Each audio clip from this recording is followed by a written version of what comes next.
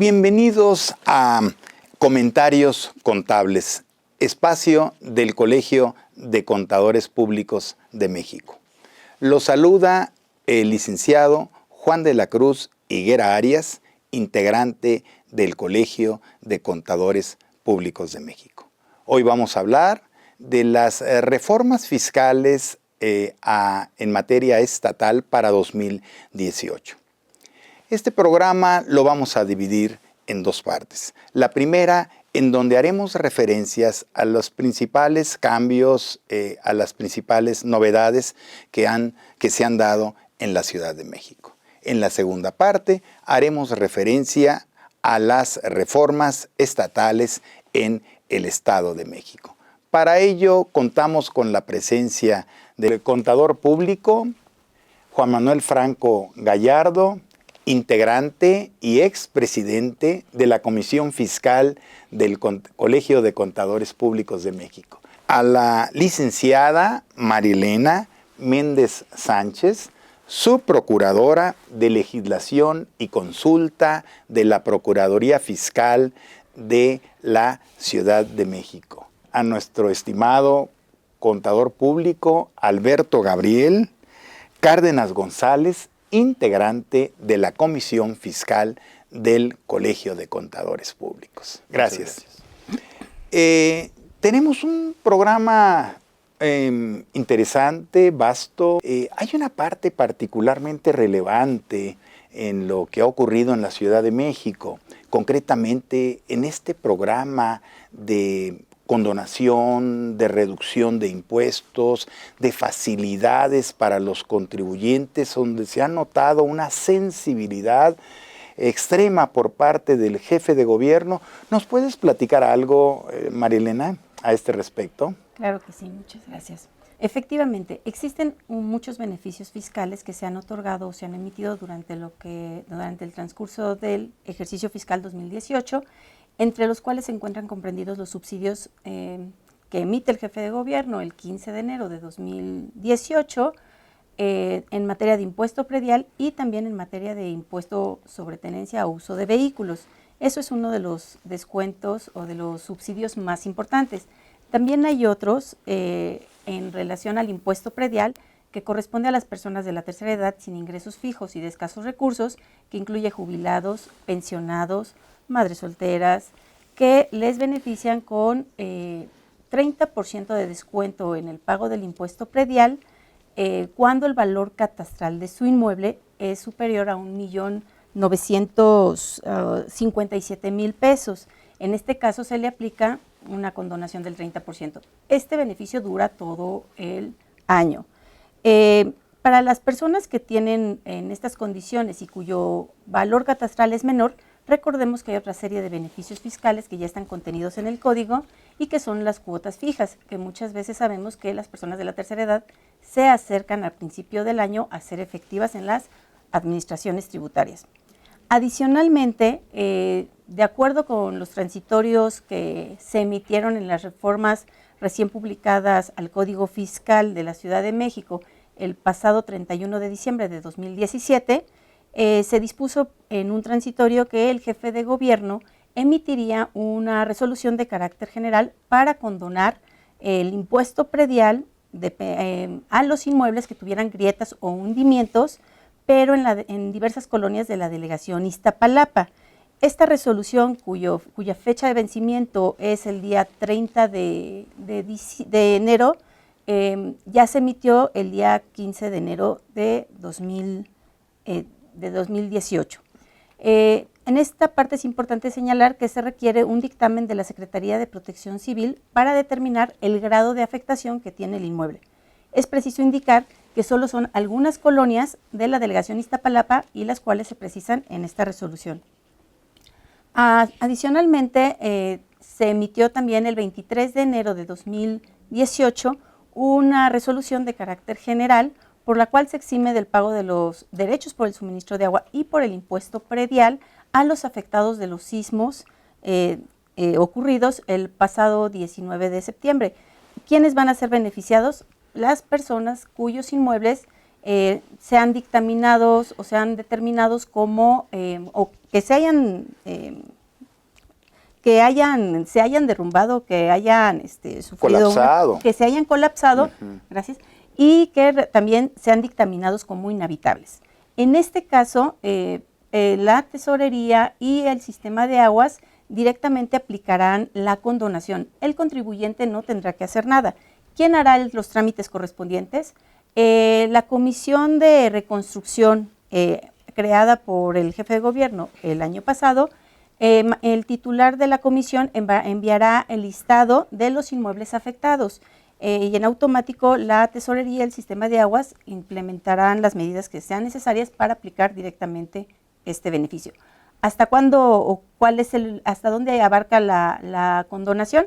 Abarcará hasta el 31 de diciembre de 2018 y se eximirá del pago, se condonará el pago de todos los adeudos correspondientes en estos inmuebles. Muy interesante, Marielena. Esto significa que la jefatura de gobierno de la Ciudad de México, el jefe de gobierno en particular, pues ha estado muy pendiente de todas estas situaciones que han afectado, que han devastado. Inclusive entiendo que estos inmuebles, algunos tienen hasta categoría roja para que puedan estar viéndose beneficiados hasta en 1% en las reducciones, ¿verdad? Y a este respecto, Gabriel, hay un artículo 271 bis, un nuevo artículo 271 bis que está contemplado en el Código Fiscal de la Ciudad de México, en donde previene, parece ser que en forma permanente, apoyos para este tipo. ¿Nos puedes platicar un poco a este respecto, Gabriel? Estos apoyos normalmente pues no estaban estipulados antes en el Código Fiscal. Esto se crea a raíz de esta situación y estos apoyos yo creo que van congruentes con todo lo que está sucediendo actualmente en la Ciudad de México y que bueno, ahorita en la Ciudad de México, pero también sabemos que en otros estados están cayendo en la misma situación y lo cual implica que también tendrá que extenderse a esta República Mexicana prácticamente, todos los estados que fueron afectados. Claro, entiendo también, por cierto, que puede llegar a ser hasta la reducción de un 100% en el caso del impuesto predial y en el caso del pago del derecho por el suministro de agua, cuando provenga un fenómeno perturbador en forma muy genérica, en forma muy amplia. El legislador aprobó, en este caso la Asamblea Legislativa, la posibilidad de apoyar a los habitantes de la Ciudad de México, que eventualmente y con cierta frecuencia ya estamos viéndonos afectados en ese sentido, ¿verdad?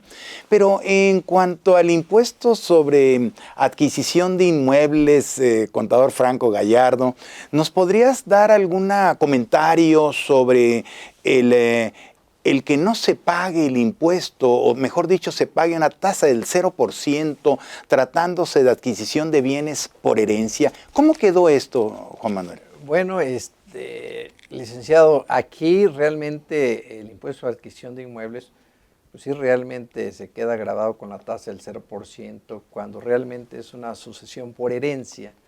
Y realmente esa sucesión por herencia llama la atención porque nada más es aplicable siempre y cuando sea entre cónyuges, concubinos, o bien pues realmente en forma descendiente, ¿verdad? Los descendientes, los hijos en primera instancia. Aquí llama la atención porque no habla de ascendientes, que pudiera ser el papá o los abuelos, como es en el caso federal, pero realmente yo creo que es un buen paso de hablar de una grabación de un 0%.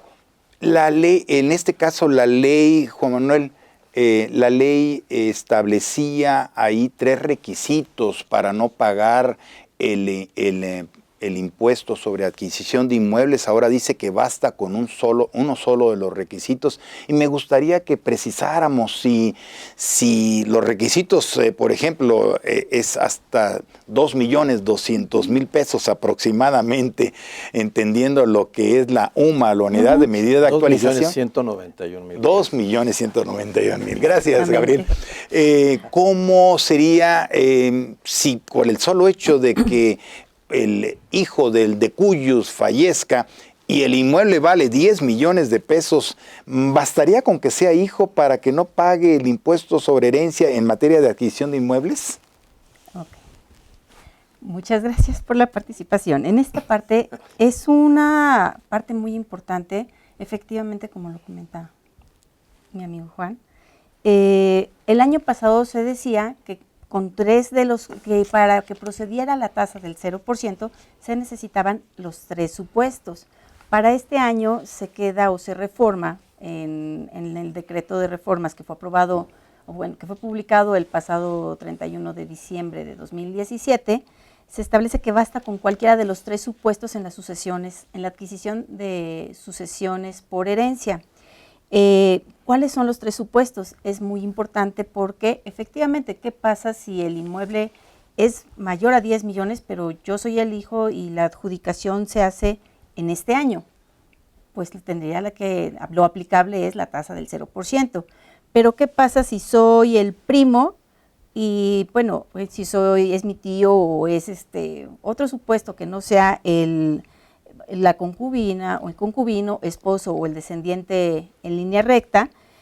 Prácticamente tiene otro supuesto, que el valor del inmueble que se trate no exceda de 27,185 UMAS. ¿Esto qué es? La cantidad de 2,191,000 pesos. Si el valor del inmueble no excede de ese monto, pero la adjudicación adicionalmente se hace en este año, efectivamente la tasa corresponderá al 0%.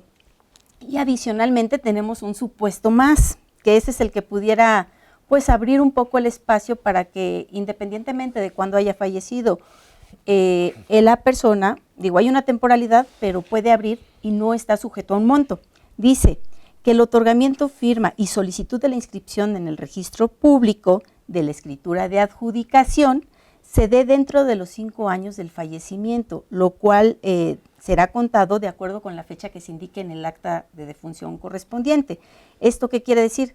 Que si se causa en este año, se adjudica en este año y además se va a inscribir en este año, aunque haya fallecido la persona el año pasado, pues le aplicará la tasa del 0%. Esto es bien importante fijarlo a cuándo se causa la contribución. ¿Por qué? Porque recordaremos que las disposiciones, lo que corresponde al sujeto, objeto, base, tasa, pues se aplican las disposiciones vigentes en el momento pues del nacimiento de la obligación. Entonces de ahí es lo importante de determinar cuándo se causa el impuesto para llegar a estas 3 situaciones. Muy interesante. Lo que se llama en materia jurídica derechos adquiridos, mi estimado Juan. Muy bien, ¿no? Muy bien. En cuanto al impuesto sobre loterías, sorteos y juegos, Juan Manuel, están ampliando el espectro de contribuyentes que pudieran no pagar este impuesto. Verbigracia el caso de las universidades en donde se organizan rifas y sorteos. ¿Cómo está este punto, Juan Manuel? ¿Qué nos podrías decir al respecto? Sí, yo creo que tratan de regular precisamente a todas aquellas instituciones que en un momento dado dan premios o celebran una rifa o que en principio muchos desconocen que deben de estar regulados. Entonces, de alguna manera, yo creo que el jefe de gobierno de la Ciudad de México, por lo que trata es de evitar que en un momento dado, en ciertos supuestos, queden exentos precisamente del pago de un impuesto que pues no es un fin ni lucrativo ni de ellos. O sea, vamos a pensar una universidad que celebre una rifa de un automóvil para pues, algún beneficio de alguna generación de alumnos o bien para la propia escuela. Yo creo que no se persigue algún fin lucrativo. Claro. Yo creo que para ellos va enfocado. Yo creo que aquí la abogada nos puede apoyar con este punto también. Yo creo que es muy claro la explicación, Juan Manuel. Es buscar que las universidades o donatarias autorizadas puedan destinar el importe de las ventas de los boletos para sufragar gastos como son las becas educacionales y se traten de estudios de licenciatura. Gabriel, ¿nos podrías apoyar un poquito con tu opinión en cuanto a que la dación en pago para el pago de créditos fiscales en la Ciudad de México, si el bien con el que vas a cubrir el crédito fiscal excede del monto del crédito fiscal, no te van a devolver la parte que no tenías que cubrir. Verbo y gracia, si son 100 pesos lo que tienes que pagar y a lo mejor tú entregas un bien de 150 pesos, no te dan...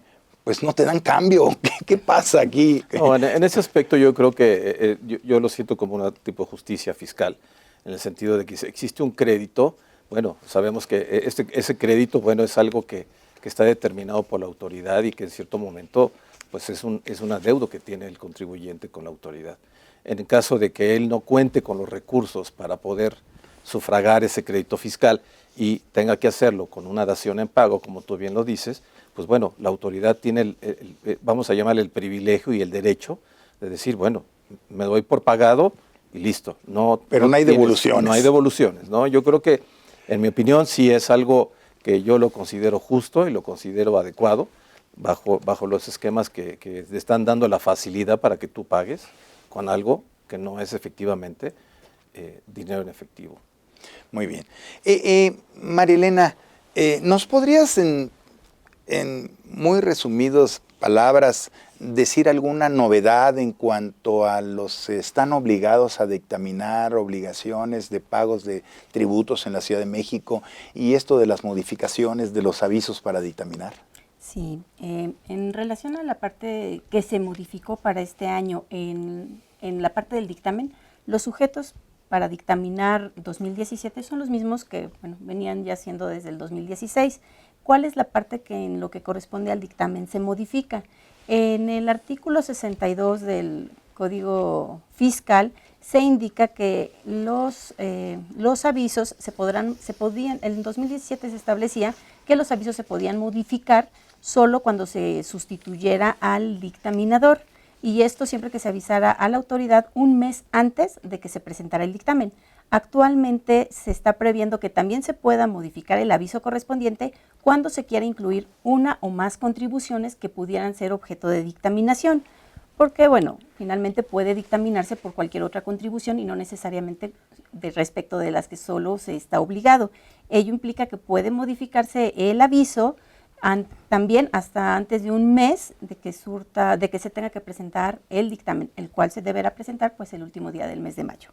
Correcto, muy bien, muchas gracias. Son muchas las modificaciones en materia de la Ciudad de México, sería prolijo mencionarlas todas ellas y por eso me gustaría que empezáramos un poco también a platicar un poco acerca de este nuevo impuesto sobre hospedaje este nuevo impuesto sobre ventas de finales de bebidas con contenido alcohólico. No sé si quisieran platicarnos algo al respecto, Gabriel. Sí, en Gracias. este caso la Ciudad de México ya tiene hoy en día el derecho de cobrar un impuesto sobre este tipo de bebidas y solamente nos va a restringir cuando la Federación determine qué clase de bebidas son las que le corresponden a ellos, ¿no? Yo creo que en ese aspecto ya se está empezando a diferenciar este tipo de impuesto que antes era exclusivo de la Federación y ellos recaudaban todo.